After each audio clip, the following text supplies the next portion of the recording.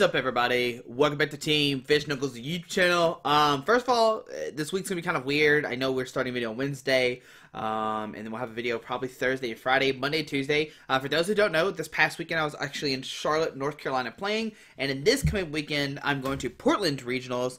So, once again, next week's gonna be really kind of weird on the videos, but after that, no more regionals. I think it's probably my last regionals, Portland Regionals, unless we don't have our Worlds invite by Madison. They'll probably go to Madison, but outside of that, right now it looks like we're doing good, and we'll explain that later. But for Charlotte, North Carolina, I actually played this really interesting Zoroark Lycanroc deck, and I know you're thinking Zoroark Lycanroc is really boring, blah blah blah, we've seen this a billion times, but I do like this list a lot. There's actually a story behind it, because if you watch the YouTube channel, you know that I wanted to play Zoroark Solgaleo. You're like, alright, Squeaky wants to play Zoroark Solgaleo. He's been testing it, been playing a lot with it, and I ended up playing Zoroark Lycanroc. So how did we get here? Well, the Tuesday before, maybe the Thursday before, yeah, the Thursday before, I was actually testing Zoroark Solgaleo, and it wasn't setting up, and I just kept losing. And then I was listening to like multiple podcasts and multiple YouTube videos, I think like Super Rodcast, Six Prizes maybe, Dead Draw Gaming. I was listening to like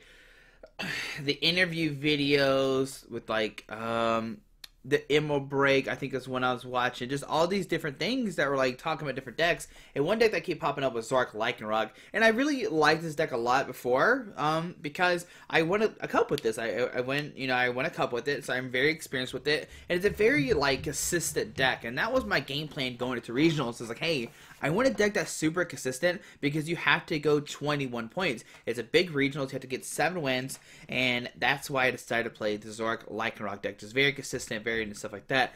Now, there's some very interesting stuff about this list we'll cover real quick. The first thing you're going to notice is there's no strong energy. There's just 5 fighting and 4 DCE.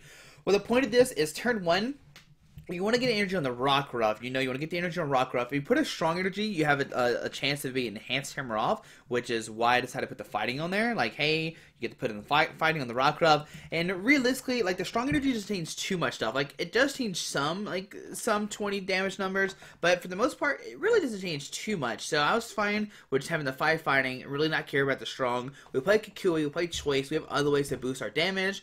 With 5 bench, I mean, you can still do like, 5, 10, 15, 16, 17, 18, 19, 20. You can still hit 200 with a Lycanroc. You can't hit 210. And also you can't hit like 210 because you don't have the strong energy of 220. And also there's no stadiums in here. Then we'll talk about that more in a second, how we came to that. But there's no stadium cards in here, which is another big thing. I actually don't like Perilous City at all in this deck, because if you Perilous City your opponent down to 3, the Dangerous Rogue does less damage, and you don't have a lot of targets to actually hit. Like, if you Perilous City your opponent down to like 3, they might discard the Lele's, you do less damage with Dangerous Rogue. I understand the concept of like trying to beat the mirror, and like Zoroark does less damage, and blah blah, that kind of stuff, but I really don't like that at all. So I play no stadiums, and instead we play 3 Field Blower. And the reason I get the 3 Field Blower is I was talking to JW, my good friend JW, about this list, and we were talking about it, and I showed him, and he was talking about it. And at first I had reverse valleys in here, and I had reverse valleys to do additional 10 damage. And he's like, "What's the 10 damage for?" And I was like, Bulu and all this other kind of stuff like that. And he's like, "Well, do you think you're gonna see a lot of Bulu?" And I was like, "No, probably not." And then we started talking, and we're like, "Why do we really need these reverse valleys or parallel cities?" And we just end up saying, it's really not that useful. You have the stadium cards, yeah, you can counter the stadium and blah blah blah, but then parallel city is useless. Your opponent parallel cities you, that's fine. So what we came up instead is he was like, just play 3 Field Blower, and so that's why we played 3 Field Blowers in the deck. Which is really good against guard. We expect to be guard to be everywhere. It's a pretty big deck. Perilous City is going to be big. Perilous City really doesn't affect you too much in this deck, just because like your bench usually just wants to be 2 Zoras and a Rockruff, and then you're good to go. Who cares that Perilous City you? You're like, whatever, I'm just going to discard the other guys. I don't care what they are. I still have 2 Zoras and a Rockruff ready to go. That's all you really need in this deck. So yeah, we're playing that one. We're playing a 3 Field Blower.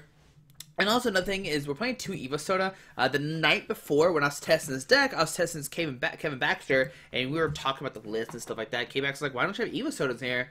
And I was like, "I don't know, blah blah blah," just trying to figure out different ways.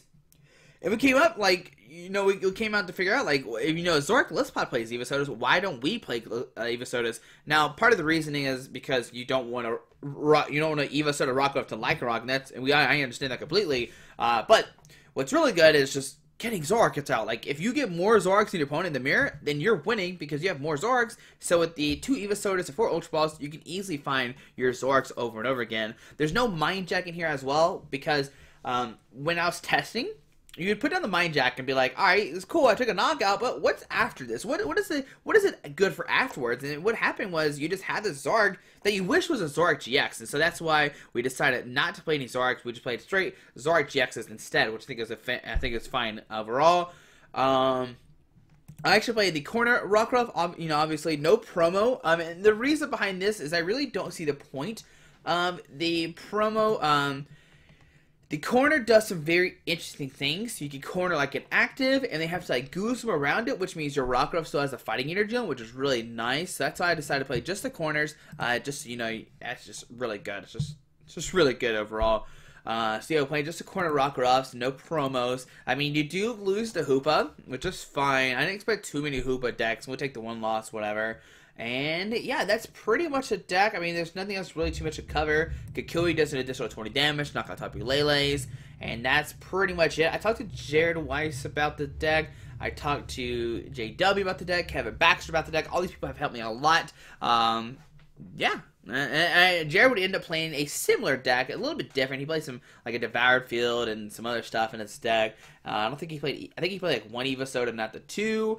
And yeah, also another question I might get is why do I play 3 Cynthia and 2 N? I play the 3 Cynthia over 2 N is because late game, like yeah, like late game, you in your opponent, that's good. You can stop them. But what if you need more cards? So my theory was like, hey, I need Cynthia for late game as well. So I play more Cynthia than N. I want to be able to draw late game 6 cards. If they aim me down to 1 or 2, we hit Cynthia, we could draw a new hand of 6 and be good to go. Yes, you do have trades, but if you can Cynthia first and then trade, then you're drawing a lot more cards than ending for 2 and then trading, or like you get into 2, you hit the end, you trade twice, and you still have the end in your hand. So I'm playing more Cynthia over the end. 2 Sycamore, a lot of lists are playing the 1. What if you prize it? I still like drawing cards. It's really good.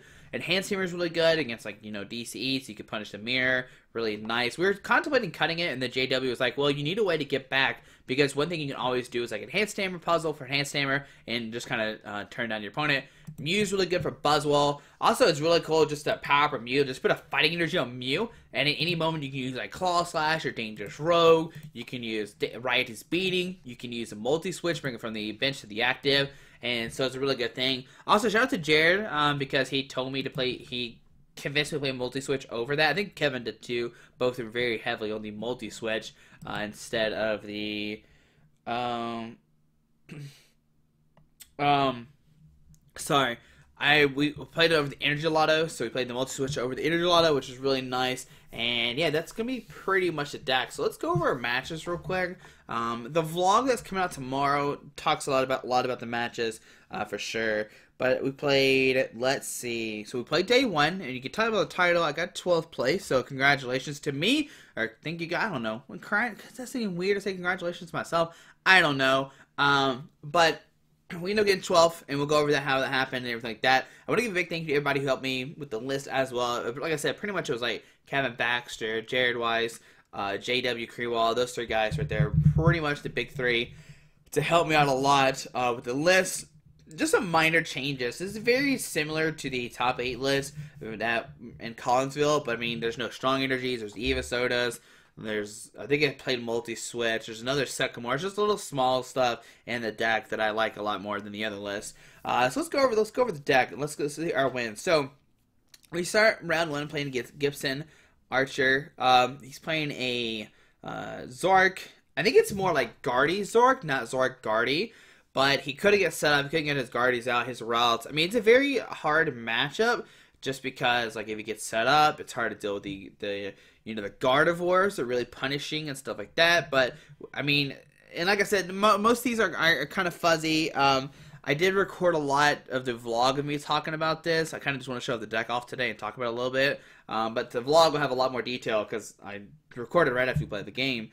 So we win that one. No, that was a Gibson Archie. Sorry, that was I have this backwards. Sorry. So round 1 would actually be Yearly playing Guardy Gallade, or not Guardy Gallade, Guardy Zoroark. I say it's more like a Zoroark variant, or more like a Guardy Zoroark variant, just because he told me he took the Octos out. the night before I'm putting Zoroark, so that made me think he's playing like a 2-2, not the 4-4 kind of thing. Honestly, he played like Fairy Guard and stuff like that, but he couldn't like get his Guardies out. Once he did, I could Dangerous Rogue go for a knockout, which is pretty nice. Next up would be Matthew Connors. He'd be playing a Buzzwole Garbodor deck. Now, I'm actually fine with Buzzwole Garbodor because Buzzwole, you know, their only attacker is Buzzwole and Zygarde, and Buzzwole needs multiple energies to knock out a Zoroark. And while it's the Buzzwole Lycanroc, you know, Lycanroc is very punishing. It does 110. It just punches your Zoroark in the face over and over again, while Buzzwole and Zygarde actually don't do that. So I think the Buzzwole Lycanroc matchup is a lot harder than the Buzzwole Garbodor matchup. So we would end up beating this pretty well. You know, we got the Mew, which is pretty nice. We also have a Lycanroc, and you also have Tapu Lele. I remember talking to Jared beforehand. I was like, how do you deal with Buzzwole? He was like, oh, you just like Tapu Lele them, and then you just take knockouts, and then you have like Lycanroc and Mew and stuff like that. So really nice for sure. A pretty easy win there. Next up would be Zachary Fortier. I can't say his name. He would also be playing, he'd be playing a Zoroark Guardy deck. So more, you know, more of the, I guess, toward Redcliffe list with like the 4-4 Zoroark and stuff like that. I don't know exactly how this went. I think he did win a game. But you could punish Glade with Mew, which is really nice. I think it's like, so I don't know exactly how this game works, how the game went. I imagine it was like he couldn't find a rare candy Guardian, and then he couldn't get set up and stuff like that. I mean, he did end up getting like 20 points, so obviously he did fairly well. So congratulations, 20 points, top 64 for sure. Just barely missing day 2. That's unfortunate. So, but still, I mean, I don't exactly know. Oh, that was his only loss of the day. Wow. I think, like I said, I think he just like missed rare candies or something. I don't know exactly. It's been a couple of days since that. Like I said, once again, it's a setup deck versus non-setup deck. Maybe that's what helped us out a lot. We're a lot faster. We're easy to set up. We have the Lycanroc bring up his Ralts, take knockouts, all that kind of great stuff, and we would win that game. I think it was 2-1. I think he did win a game, if I remember correctly. Next up would be Richard Forrest. He'd be playing a Glaceon Zoroark deck, and I know Glaceon shuts out trades, it shuts down Lycanroc and stuff like that. But some interesting things you could do with this deck is you can, like, you know, you have the Enhanced Hammer, so you can discard the DCEs, stuff like that. But what you could do with this deck is you can... Oh, wait, hold on. Against a Buzzwole Garbodor player, I remember something very fantastic I did. He started Sudowoodo, I set up Rockruff and cornered it, which made it like, hey... He couldn't retrieve the Sudowoodo, so he has to Guzman on the Rockruff, and when he Guzman on the Rockruff to knock out a Zora, my Rockruff evolved to Lycanroc and one shot of his Buzzwole, which had 3 energies on it, the Dangerous Rogue GX. So that's something pretty cool I forgot to talk about. But, I'm going to remember bits and pieces as we talk more about this. But, and so back to round 4. So we're currently, what, 1, 2, 3, we're 3-0. Round 4, we're playing against Richard Forrest. He also got 19 points. Congratulations. All my opponents did fairly well. That's great, guys. Yeah, so playing against Richard Forrest, he was playing a Glaceon Zoroark deck, and, you know, you have the trade, stuff like that. I think game 1, he started, like, Mewtwo and passed, and that was it. Game 2, he would get set up and eventually take us down, but at game 3, we did some interesting plays. We were like, Guzma plus, like, Bloodthirsty Eyes, bring a Pokemon with a bench, take a knockout, which is pretty nice, and that's what we do a lot. Also, with like the fighting energies, you can put a fighting energy on Rockruff, and at any moment you can just attach a DC and Claw Slash or Dangerous Rogue, which is very punishing for your opponent. And that's why fighting energy is so good. They can really never get rid of it. Whereas with a strong energy, you just Enhanced Hammer it off. And I imagine he was playing like 3 or 4 Enhanced Hammers in his list, as well as puzzles. So that's a very nice thing to do against this type of deck. So yeah. And I want to end up winning that. I know for sure I won game 1, he won game 2, and I won game 3, so we went 2-1 there. Once again, he had, you know, he had a Pokemon he didn't want to start with, like Mewtwo. Mewtwo is not that good. I mean, we have Mew as well, but he has Lapras. I think maybe he started Lapras a game as well. I think he started Lapras game 3, if I remember correctly. So that's another thing you kind of have to worry about. And this list, we have like Mew, and that's pretty much the only guy you don't want to start with. Like Rockruff's good to start because you get cornered. Lele's good. Zora's great because you just have a Zoroark. It's, you know, it's fine. So, we'd win that one, going 4-0. Next will be Jamie. This was actually on stream, so we're 4-0, going on a stream. Round 1, I think he, like, no, is this the one he, no, that was, next round. I want to say he just, no, so okay, I remember what happened. game 1, I prized like 3 Zoras, and I lost that one so quickly. I ended up scooping. Game 2, I set up really quick and just were able to constantly just knock out his Froakies. He was missing energy, so he couldn't get set up. I would run game number 2. And game 3, I would corner his Espeon EX, and then he scooped. Because he has no way to Guzma, he can't get around the Rock Ruff. The Rock Ruff stuck in the X spot. All I was going to do is just draw corner, draw corner, draw corner, draw corner, draw corner, over and over and over again. And either there's going to be a tie, or I was going to win. Or maybe, like, it also depends, like, his turn 2. If he didn't get, like, the Frogadier out, maybe we could have, like, brought up a Froakie, took it to knockout, something like that, if we wanted to. But for the most part, we were just going to corner. There's no way he can get around that. He doesn't play Guzma or Switch or anything like that. So the Espeon was going to be stuck in the X spot for the rest of the game, no matter what. But he would just end up scooping, like, as soon as the corner, he just scooped. And I was like, alright, that's fine. So now we are 5-0. And next up, we're playing against Joe. Joe has done fantastic this year. I think he's got, like, did he get second at Australia? I can't remember exactly where. I think he got second Australia, top 8 at Costa Mesa. He's done fantastic this year. Great player. Part of the Dead Draw Gaming team as well.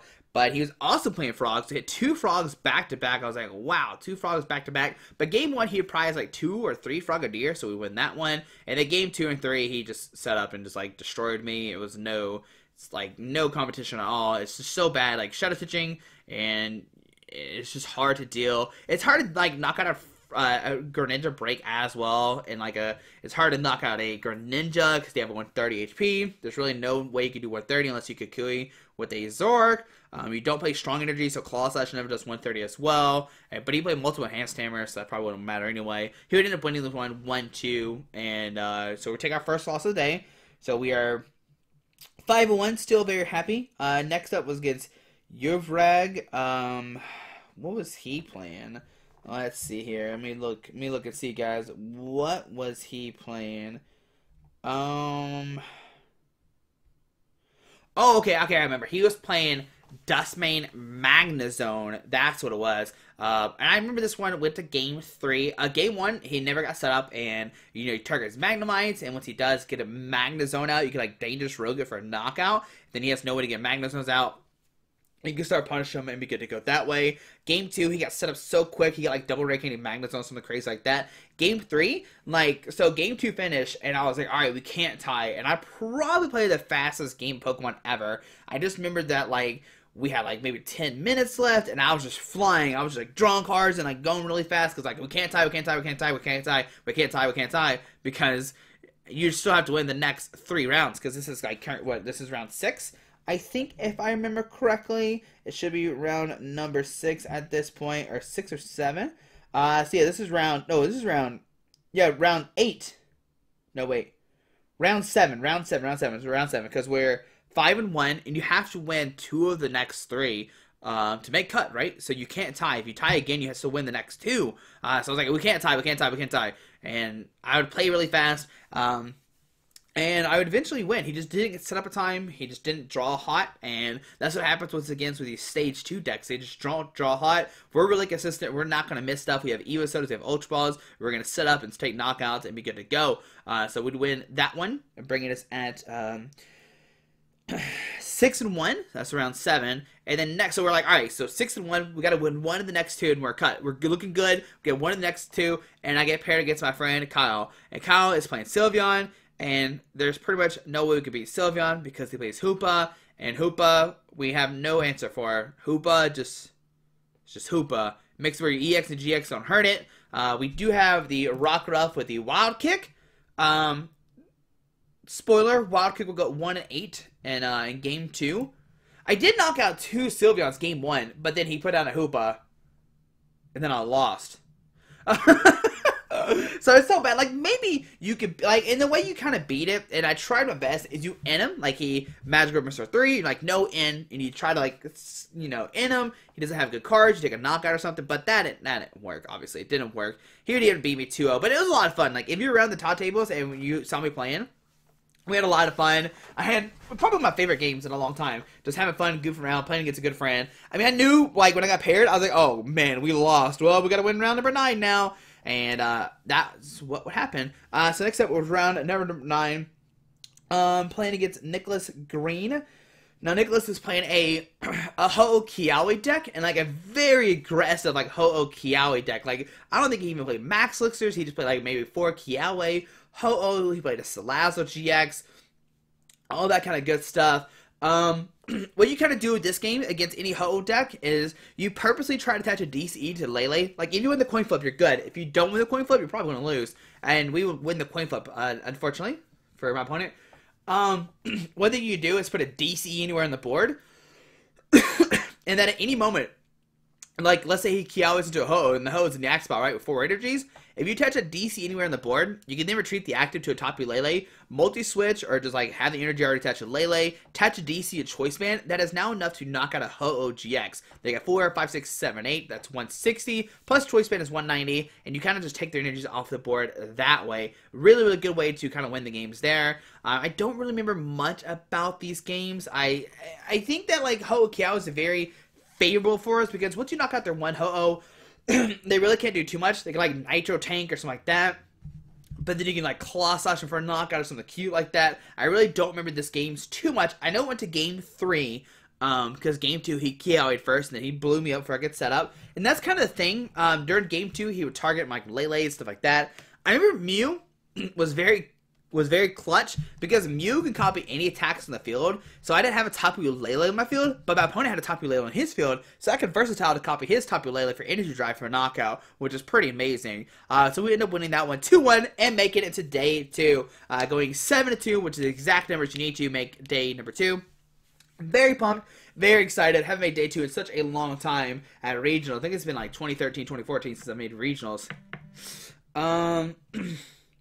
So, yeah, we would win that one 7-2, and we're going to day 2, playing 6 more rounds.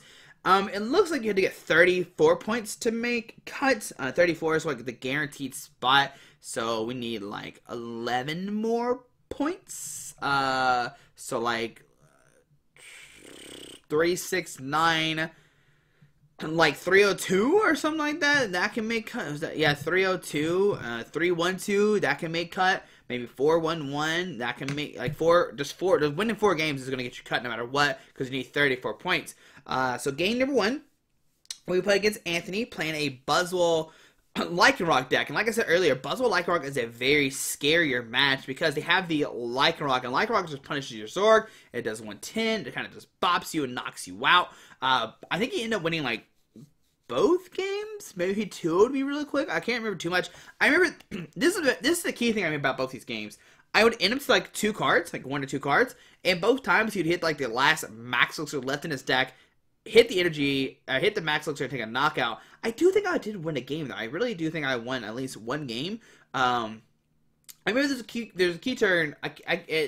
There was like a DC on a Lele, which cost me the game because he would Max Elixir to his Lele, energy Guzma for the knockout, or Bloodthirsty Eyes bring it up, whatever which way. If I could have had somebody got rid of the energy, maybe I don't remember if I attached a Flowstone the last turn. I know it really doesn't make any sense. But there's a Lele with a DC and a Flowstone, and I retreated it. And I don't remember if the Flowstone was active or not before I put it down. I don't remember if I saved the energy or not. But either way, both games, he would hit like the max. He would hit like the 1 max that was left in his deck off and in before he even Octillery. He did have like Octos, stuff like that. So he had plenty of opportunities to hit it. I was like, man, this is amazing. Like, I wasn't even mad. Like, it was just really cool to see that happening. My opponent just drew so high. It was really cool to see that.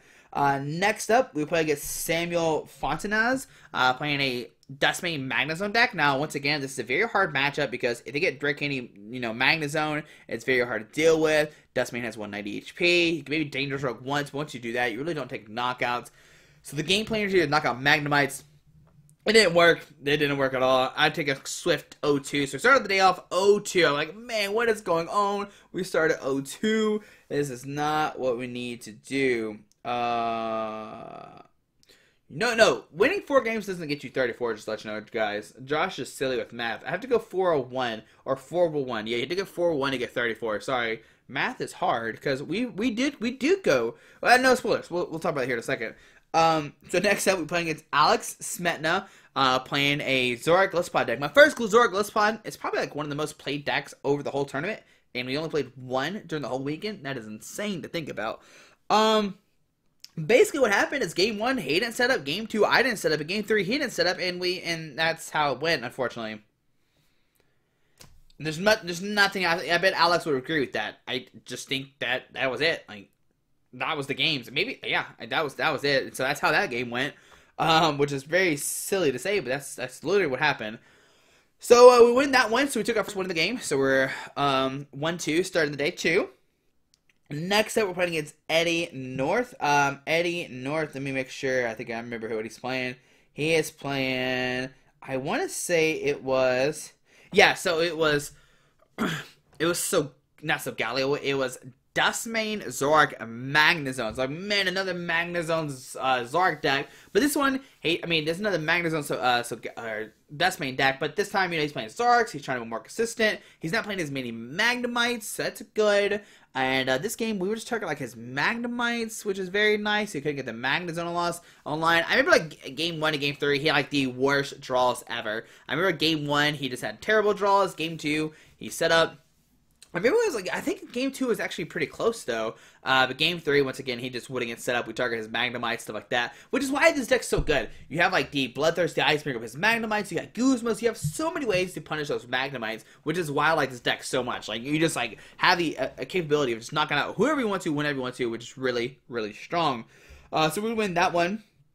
Next up, we Charlie playing a Zoroark Garbodor deck. Now with this one, which you kind of, I mean, I had to play it by ear because I've never played against this match before. It's one deck I didn't really test against, but I figured out really quickly that all of his Pokemon are weak to fighting, and if you don't discard any item cards, he really can't do too much. And that's what basically happened. We would 2-0 Charlie. We'd power up our Lycanroc once again. We don't play any strong energy, so he can't ever get rid of the fighting energy off our Lycanroc. So you attach a fighting energy, take another knockout. We also played like 3 Field Blowers for the Garbodor matchup, which was really nice. Drew really hot there, so that was really cool to do.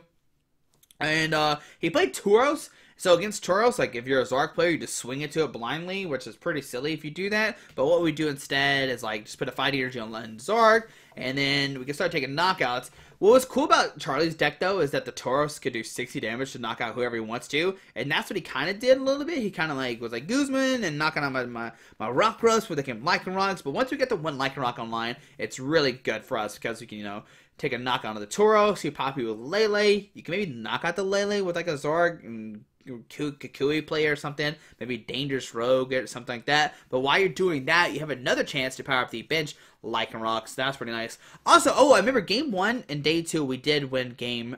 We won a game, we lost a game, won a game, and then lost a game because we won game number 2. I remember that now. Sorry, came back to me. But against Charlie, we'd win this pretty easily 2-0. I mean, he has like Tauros weak to fighting, his Zoroark's weak to fighting. We could knock out Lele's with, you know, with whatever, so that's pretty cool. So that was Charlie. In the next round, we are playing against Gibson. There we go. So Gibson's now. So now we're with 3-2 for that day, and this is like the point here because there's going to be 133 that can make cut, maybe 1 or 2 depending on how it goes out, and we're at 30 points. So if we win this one, we have a chance to maybe get top 8 and keep playing. So we sit down, and I know he's playing Guardy. I'm like, Guardy, what do we do against Guardy? Game 1, he would just destroy me and like just absolutely blow me up. I would have no chance, and he would win this game pretty easily. It's such a bad matchup once Guardy gets set up. But at game number 2, it would be a different. I don't remember if he didn't get set up. I remember like in the last couple plays, we did some cool like multi-switch energies to like Lele and just energy drive to one-shot at Guardy. I don't know if we one-shotted Guardy or like the Guardy was damaged and we knocked it out that way. I remember that was a key point in the game in game 2, and that was pretty nice. And then in game 3 was a very back and forth kind of battle kind of thing.